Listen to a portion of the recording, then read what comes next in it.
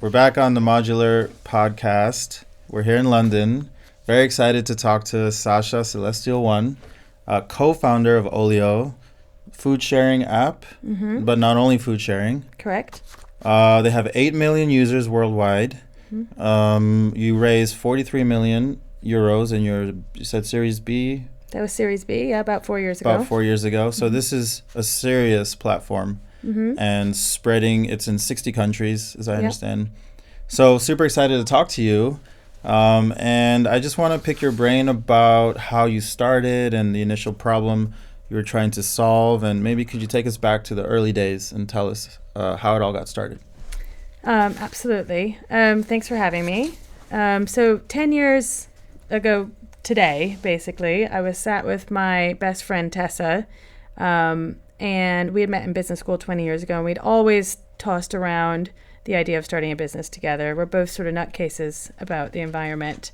And so we'd sort of dabbled and then gone back to the real world and dabbled and gone back to the real world. But this time we were new mothers, and we were absolutely convinced that we needed to put our sort of collective skills and experience together, leave the corporate world, and try and tackle an environmental challenge at scale.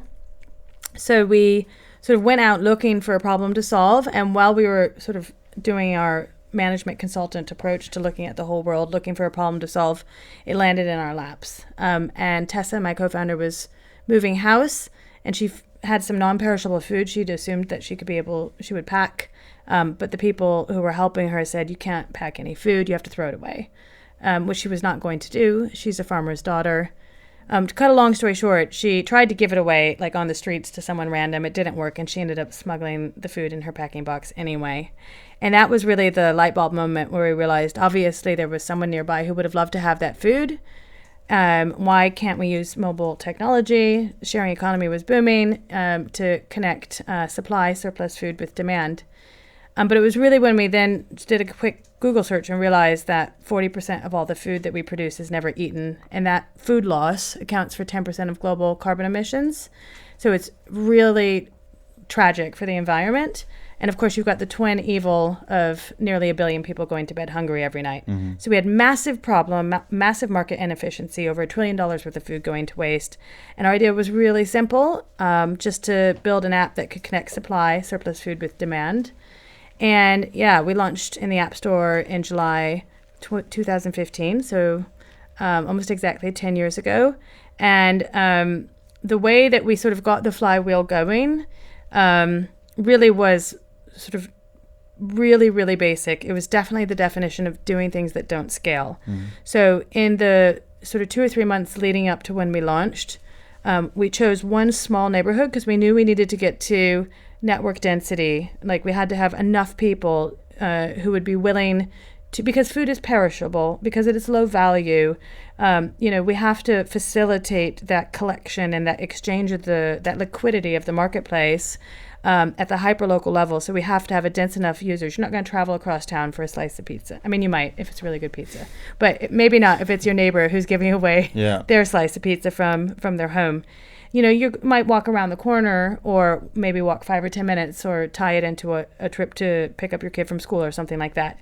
And so in the area where we got started, we were just everywhere. We stood on the street corner. We took people's email addresses.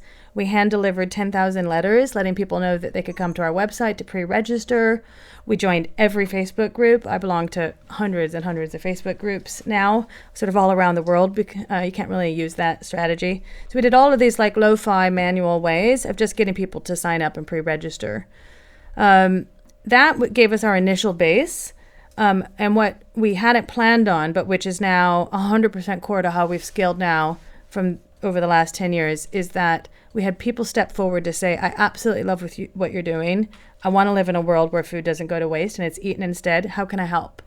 And on the day we launched, we had about 2,500 people who had signed up, ready, pre-registered to be notified when we launched. And we had 30 people who said, I'm going to volunteer for free to help make this happen. And we put them in a WhatsApp group, and these was the invisible hand of the marketplace.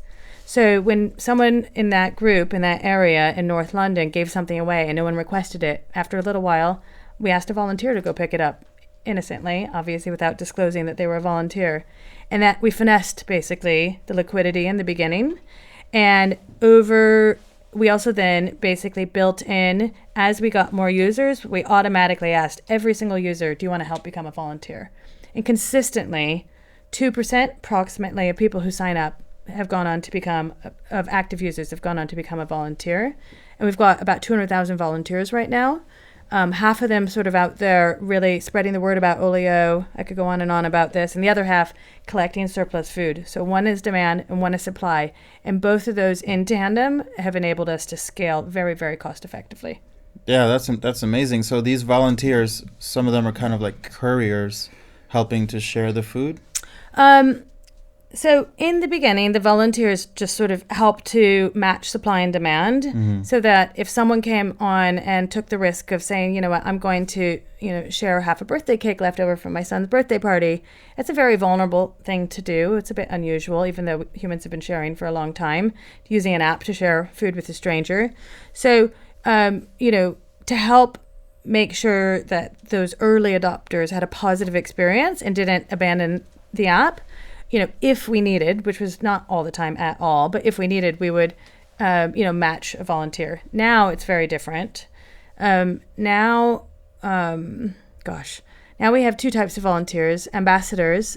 Ambassadors basically are given a hyperlocal marketing kit and a step-by-step guide, and it enables them to go out and activate their community. And it includes flyers and posters and like sample press releases to share. It's just a whole kit. It's a whole guide, and it's all done in a very social and structured way, with badges and milestones and all of everything you would imagine. And that's why we've seen sharing take place successfully in 64 countries, because individuals all over the world, anyone can basically take the initiative to start a sharing community, a sharing network in their community. On the supply side, we have 140,000 food waste heroes.